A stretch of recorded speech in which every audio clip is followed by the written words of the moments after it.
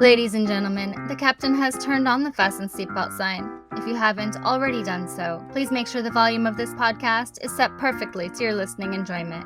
Please take your seat, whether that's on the treadmill, car, sofa, or bed, and buckle in for the last trip. My name is Jamie Beebe, and I'll be your tour guide, recreating someone's last days in paradise. On behalf of myself and everyone behind the scenes, please enjoy the Last Trip podcast. And because nobody likes a long flight to get to where they want to be, let's prepare for takeoff.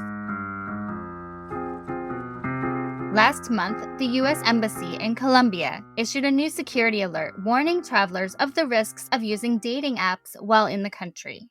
News outlets started reporting that there were at least 8 suspicious deaths of U.S. citizens in Medellin between November 1st and December 31st, 2023. While all the deaths come about from different circumstances, they were linked through the use of dating apps and involved drugging, robbery, kidnapping, and in some cases, a lot of violence. On January 2nd, 2024, the U.S. increased the Colombia travel advisory to level 3, reconsider travel.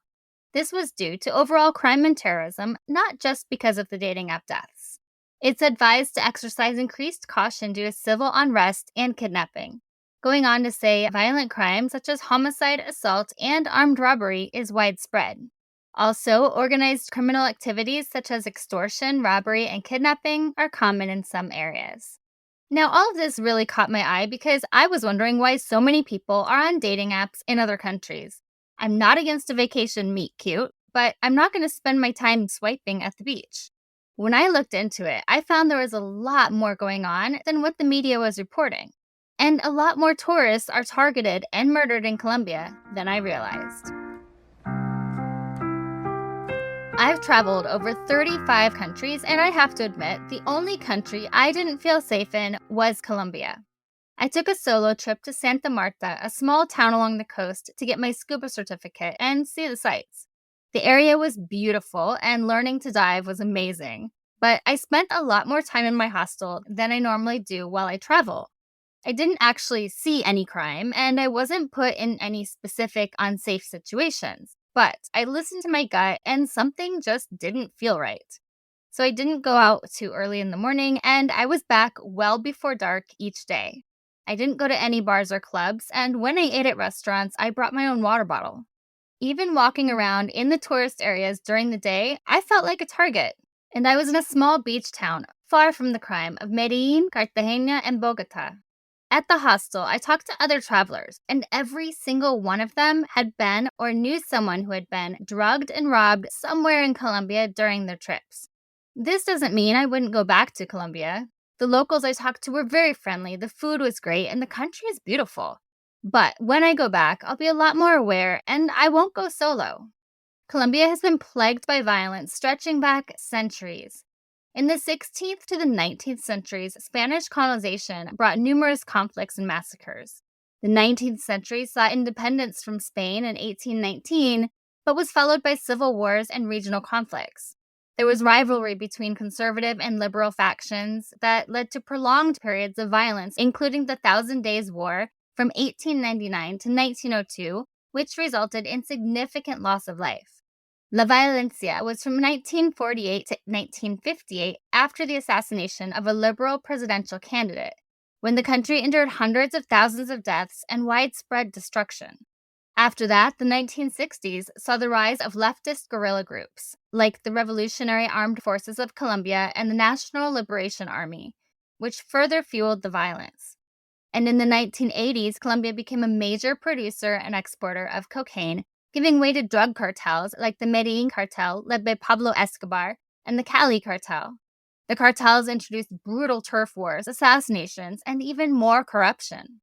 Paramilitary groups were formed in the 1990s, initially to combat the guerrilla groups, but they became heavily involved in drug trafficking, so the violence just continued to escalate. In the 2010s, Colombia made significant strides toward peace and signed a historic peace agreement between the Revolutionary Armed Forces and the Colombian government in 2016. This peace agreement led to a huge jump in tourism because even though the violence continued, they saw the money tourism could bring in. So they started marketing campaigns to tourists and digital nomads. even offering a nomad visa, allowing remote workers to live and work in Colombia for a maximum of 2 years without paying taxes. And in most countries, especially the United States, money stretches much further there. But along with more tourists came more problems, including sex tourism. Colombia is one of 12% of countries worldwide where prostitution is legal. There are brothels, red light districts, and even numerous sex resorts there. The website for the Good Girls Sex Resort in Cali, Colombia says, "You are attended by the most beautiful Latin women who will be your guardian angels for as long as you decide." Packages range from $500 for a room with a girl to $1,500 for a villa, spa pass, helicopter tour, VIP nightlife experience, and 2 girls. So your dollar really stretches in Colombia. When I was researching sex tourism, I came across Passport Bros, a relatively new movement that is unfortunately gaining momentum. It's a group of men who believe feminism has corrupted women by convincing us we're allowed to have equal rights. This movement comes directly from incel culture, where these men believe they're entitled to submissive women who will take care of them and do whatever they say. So, what is a passport bro? Well, from their website, the official passportbros.com, it's written, "A passport bro is a term used to describe a specific mindset and lifestyle choice adopted by men who have decided to pursue relationships with foreign women from different cultural backgrounds, often in countries outside their own."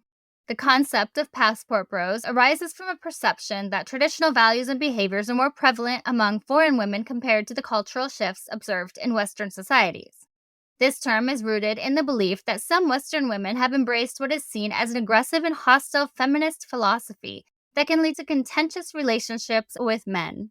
Passport bros view foreign women as potential partners who possess qualities they deem desirable in contrast to what they perceive as negative attributes in Western women. The passport bro mindset emerges from a range of concerns about modern Western dating and marriage culture. Among these concerns, one of the primary grievances is the perception that many Western women exhibit behaviors that are argumentative, confrontational, highly manipulative, and exhibit traits often associated with masculinity. Among the many traits they have started to display are abrasive conduct, combative attitudes, and an overemphasis on anti-male feminist philosophy and combative individualism to the detriment of traditional gender roles. These behaviors, in the eyes of passport bros, are seen as incompatible with harmonious relationships and are believed to contribute to the breakdown of connections between men and women in the Western dating scene. And guys, as it continues, it only gets worse.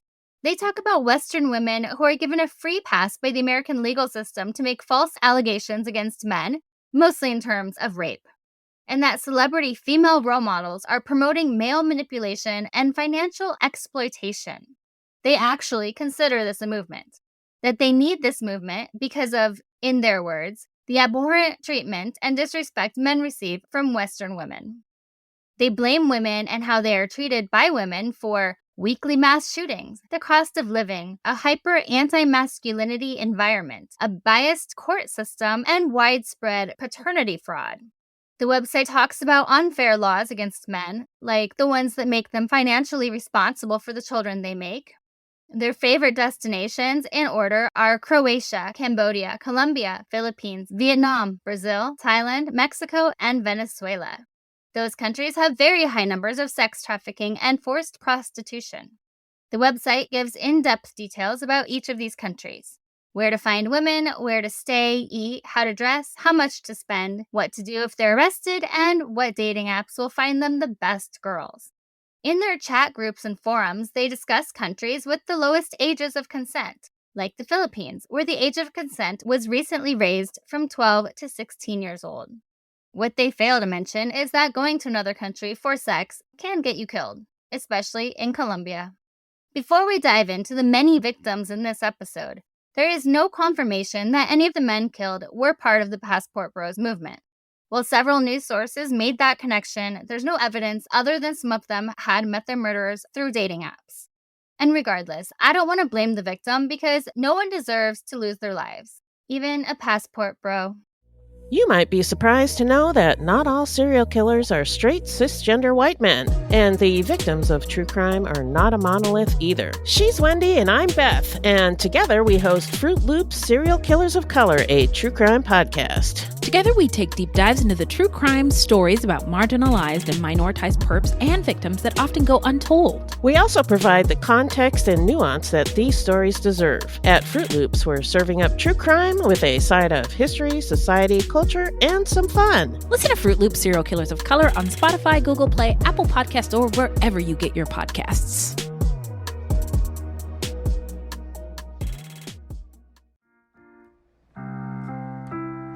The US was not the only country to warn against dating app murders, and Americans are not the only ones getting murdered.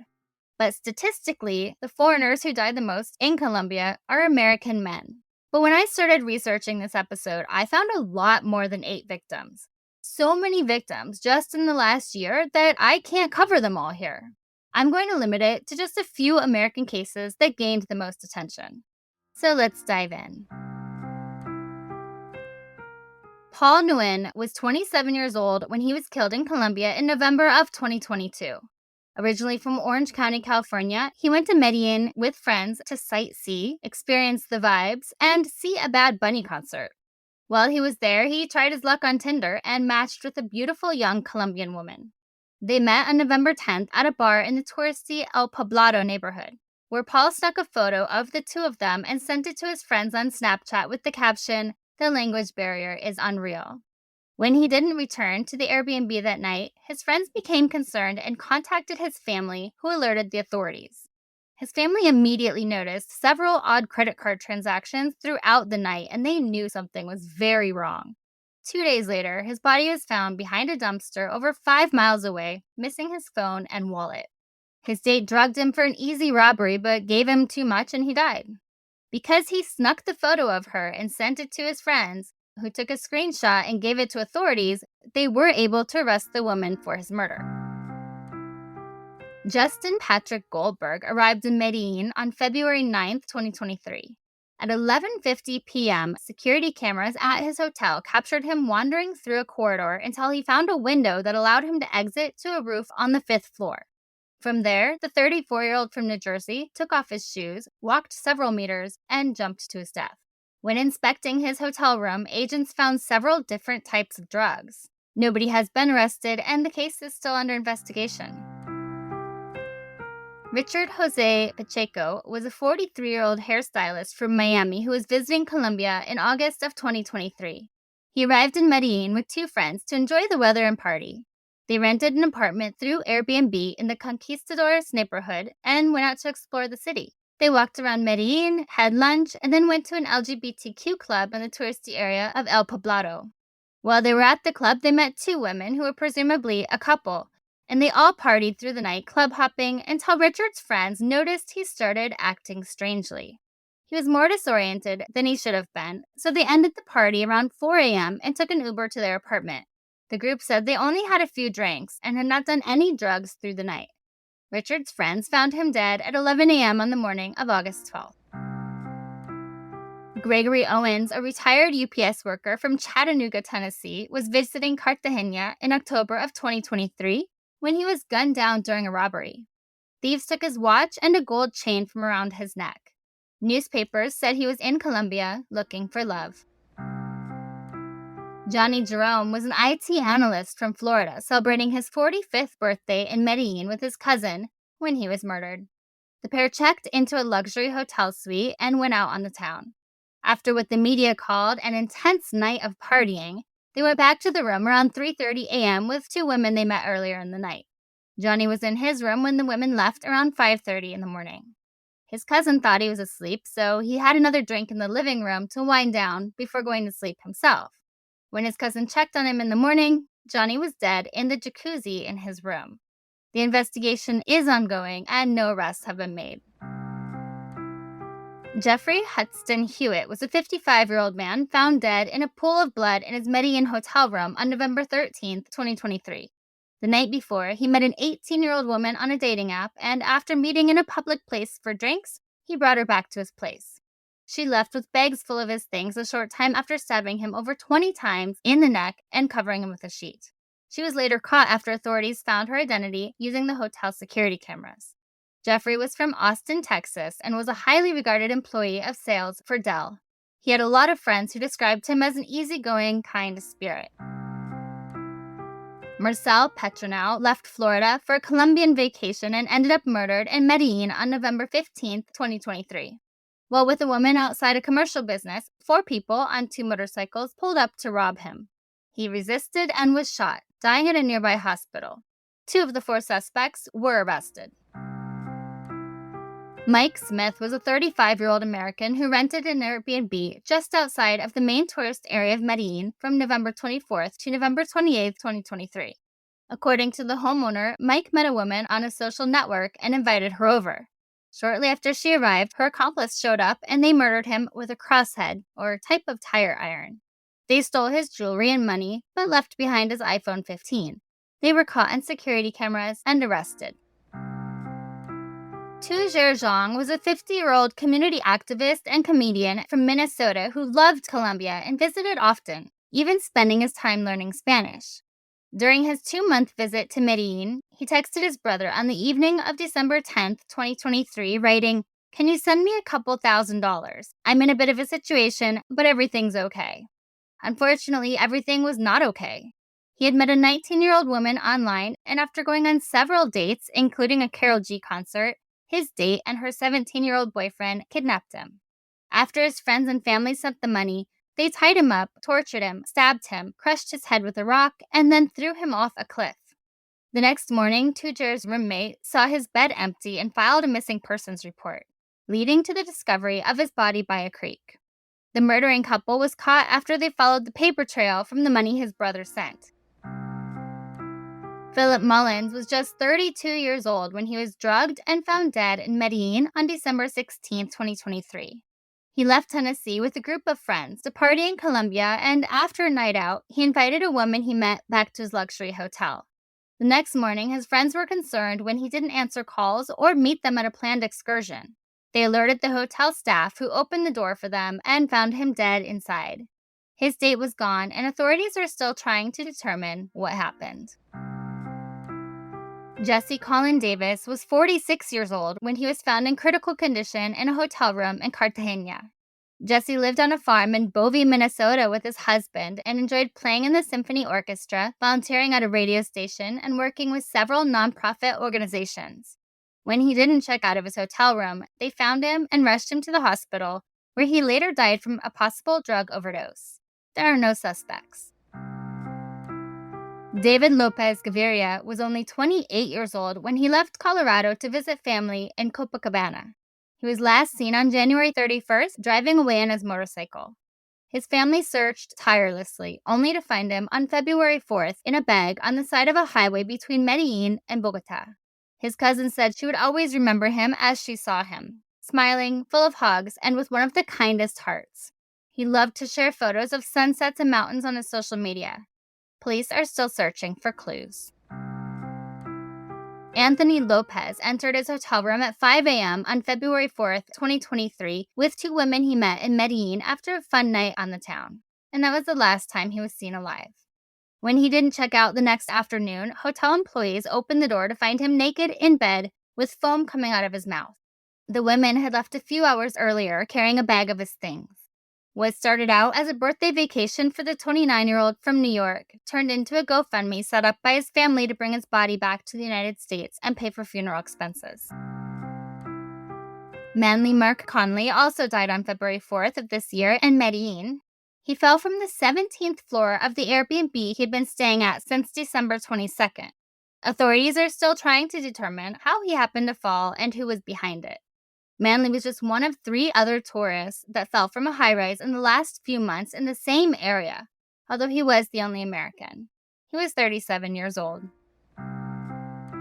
Dakarai Earl Cobb was found lifeless just a couple days ago in a house he rented in Medellin, vacationing in Colombia for a month.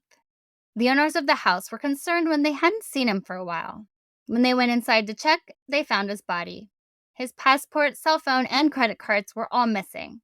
Forensic experts are looking into his death, but have no suspects. On a Passport Bros Reddit group, they blamed his death on women in America, saying men have to go to other countries to find women because American women no longer respect them. I wonder why. You may have noticed there are no female tourists on my list of recent American deaths in Colombia.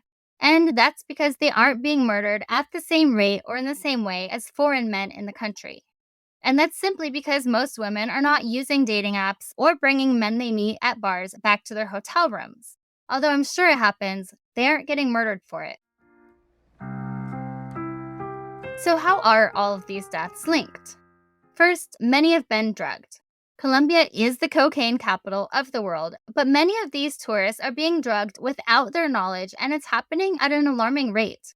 Carlos Calle, former director of the city's tourism observatory, said it's common for criminals to drug tourists with scopolamine, which is an odorous and tasteless substance known as devil's breath. It comes from the nightshade plant called burundanga, and it's easily found throughout the Andes. I heard a little bit about these druggings while I was in Colombia, but really thought devil's breath was an urban legend. Unfortunately, after talking to other tourists at the hotel, I realized it's not a legend at all, but very much a reality. Story after story of people coming to hours and days after being drugged and having no recollection of anything that happened. And there are over 50,000 cases of devil's breath poisoning every year.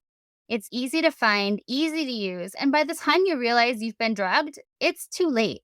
The effect of devil's breath starts showing after about 20 minutes.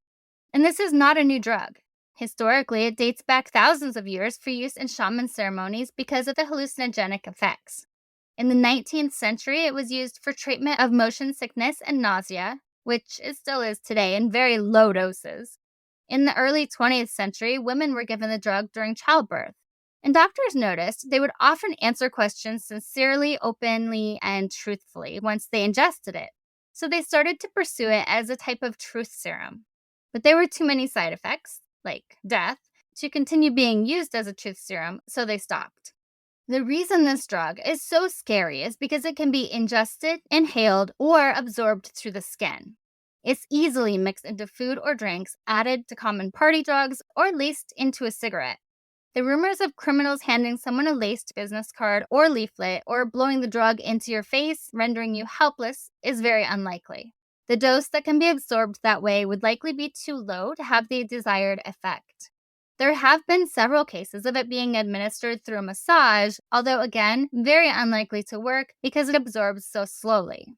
In almost all cases, it was dropped into a drink by a stranger, added to food, or unknowingly included in party drugs bought by the victim. Criminals use it because it's fast-acting, and what happens under the effect of scopolamine is not recorded by the brain, so essentially there's no memory of it, making it very difficult to identify any suspects. Also, when on the drug, people are usually coherent enough, but out of it enough, to be able to recite their passwords and bank numbers. Many times the victim will wake up several days later with no knowledge of what happened to them. Of course, if someone is accidentally given too much, they can die. And there are other ways these deaths are linked, and that's sex tourism. Basically, going on vacation with the purpose of taking advantage of the lack of restrictions on prostitution in certain countries, which is the whole idea of the passport bros movement. Women in your country won't be with you for a variety of reasons, but you can pay a woman in a poorer country who doesn't have a choice. Most of the women are trafficked, drugged, underage, and forced into the industry, and the passport bros movement sees it as their right to have them. Of course, not all men are meeting women in other countries with the idea of sex and prostitution in mind, and that's where the dating apps come in.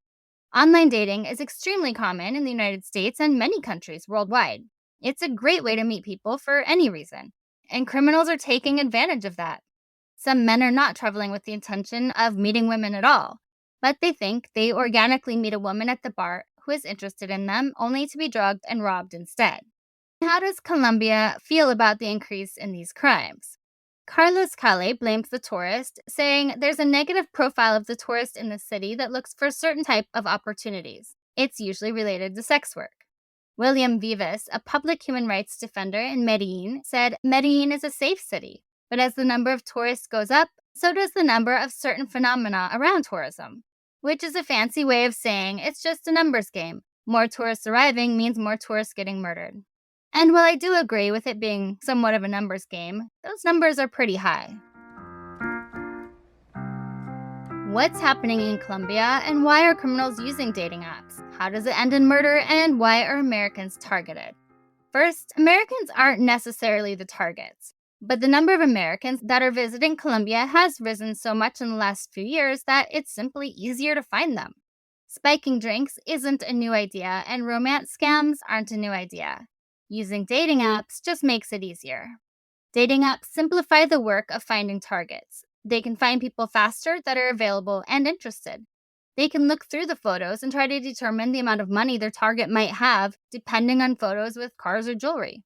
And if you've been on dating apps, you know a lot of guys use photos next to a Ferrari, wearing expensive watches, travel photos, lots of other photos that would make someone think they're doing very well financially. Also, meeting in person for drinks on a first date after matching on an app is very common in the US, but it's actually not that common in Colombia. So if a woman agrees to meet up at night for drinks, it should be a red flag. If a woman agrees to meet up but wants to bring a friend, that's also a red flag. And these dating app deaths are not limited to a specific sexuality. The apps used are predominantly Tinder, Bumble, and Grindr, but not limited to those. And many of the deaths, unless violent, are drugging gone wrong. Criminals aren't in the market to figure out the exact dosage, so sometimes they give too much and their target dies. If you're in Colombia, how do you make sure you're not drugged and robbed? Because most of these deaths could have been prevented. These victims were in the wrong place at the wrong time with the wrong people. A perfect storm. A crime tornado, if you will. A big issue is that people assume another country has the same laws or customs as their own.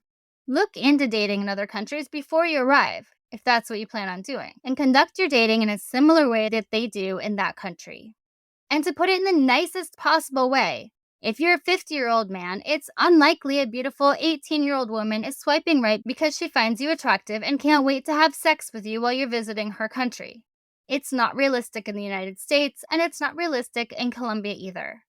The Passport Bros movement is convincing men that these young women in other countries want to have sex with them merely because they're American, when in reality, it's a group of men with a cult-like mindset trying to take advantage of women in other countries and different cultures. Even knowing about the possible dangers of Colombia, it really is a great place to visit. Overall, the people are kind, welcoming, and friendly. And if you take the time to learn about customs and etiquette of the countries on your travel list, you'll have a much better chance of staying safe. So here are a few tips. If you're dining out with your Colombian friends, the common toast when drinking is salud, which means to your health. Don't use a toothpick while seated at the table, and keep your hands visible above the table, but don't rest your elbows on it. It's polite to try and taste every dish, and when you're finished eating, leave a small portion of food on your plate to indicate when you're full. If you're giving flowers to someone, avoid lilies, marigolds, or other yellow flowers because they're often used in funerals. Carnations are the national flower and should be reserved for patriotic events. And bouquets should always have an odd number of flowers in it.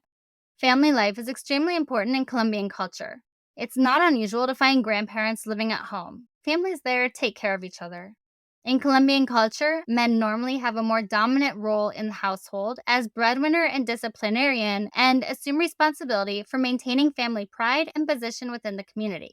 The role of machismo is an important characteristic of public life. And they take pride in their country. It's mandatory for radio and public television in Colombia to play the national anthem every day at 6 a.m. and 6 p.m. There are some quirky traditions I found while researching Colombia. Often, shops and markets will start selling sunshine yellow underwear that lead up to the new year. It's said to attract love and happiness the following year to wear yellow underwear. And to really have the best chances, you should reverse them before midnight and then wear them the correct way after the clock strikes 12. I might have to try that one. Also, as the clock strikes midnight on New Year's Eve, it's a tradition to eat one grape per chime, so 12 grapes in all, and make a wish each time you eat a grape. People sometimes fill their pockets with lentils on New Year's Eve to guarantee a year full of abundance. Another fun tradition, if you want a new year full of travel and adventure, then you'll need to have an empty suitcase ready at midnight. As the clock strikes 12, you take it and go for a stroll around the block. For a new year full of positive vibes and to ensure you make nothing but good decisions, the first step you should take after midnight should be with your right foot. An interesting drink is hot chocolate with cheese. Yes, cheese. Double cream cheese is added to hot chocolate. It melts and forms a liquid substance. Then, after you drink the hot chocolate, the cheese that remains at the bottom of the cup is eaten with a spoon. It's usually made during Christmas or in colder weather. When you're meeting people or hanging out, don't bring up Pablo Escobar. It's not funny to joke about, especially as a tourist. The way Pablo Escobar is depicted in American movies was very different from reality, and many people are ashamed about the reputation it gave to their country.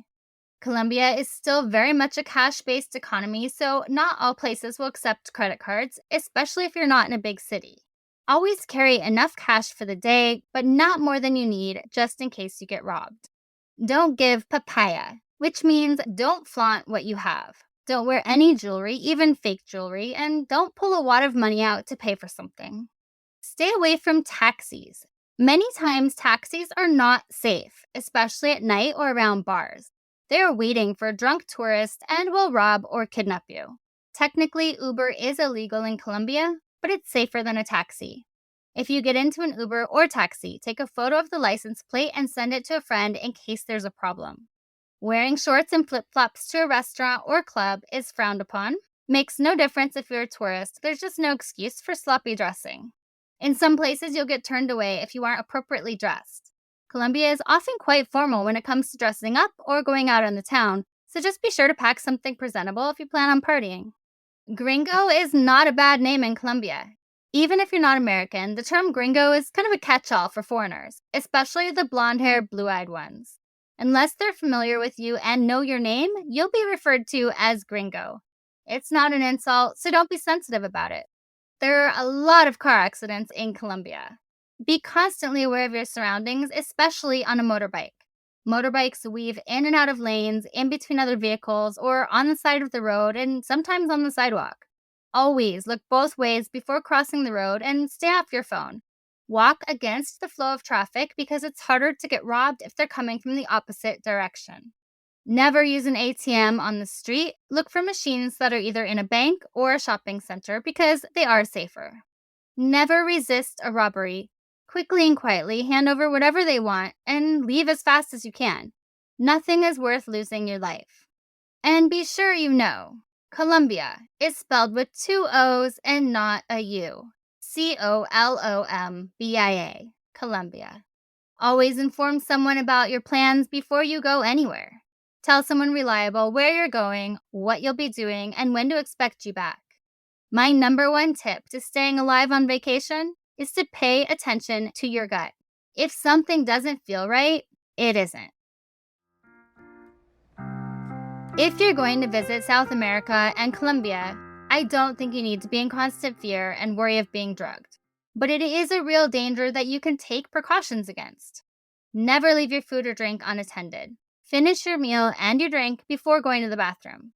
Don't let your new friend or date or stranger order you a drink. Watch as the bartender makes your drink and don't turn your back on your drinks, not even for a second. Never go to bars and clubs alone. You're less likely to be a target if you're with a group who will have your back. Build a relationship with your apartment building or hotel doorman ahead of time. Make sure that any guests have to show their identification before entering. Let them know that any friends or guests of yours should not leave without you accompanying them. And tip your doorman so they know to keep an eye out for your safety. If you're going to meet someone, check to make sure they are who they say they are. Look at their social media. See if they have family and friends added. What kind of photos do they have? What kind of person are they? Can you speak Spanish? Do they speak English?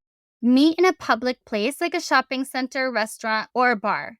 Send your location to family and friends so they know where you are if anything happens, and let them know your plans. And if you have a bad feeling for any reason, end the date immediately and leave the area. If you feel like you've been drugged, seek immediate medical attention. Finally, remember to leave a review and rate this podcast 5 stars if you like the show, or hell, even if you don't. But either way, feel free to let me know what you think. Please follow The Last Trip on Instagram at The Last Trip Crime Pod, and subscribe on Patreon to support the show. You'll get extra research, videos, photos, and updates, and even learn more about my personal travels. That's patreon.com/thelasttrippodcast. I'm Jamie Beebe, bringing you your last trip and signing off until the next one. Thanks for listening.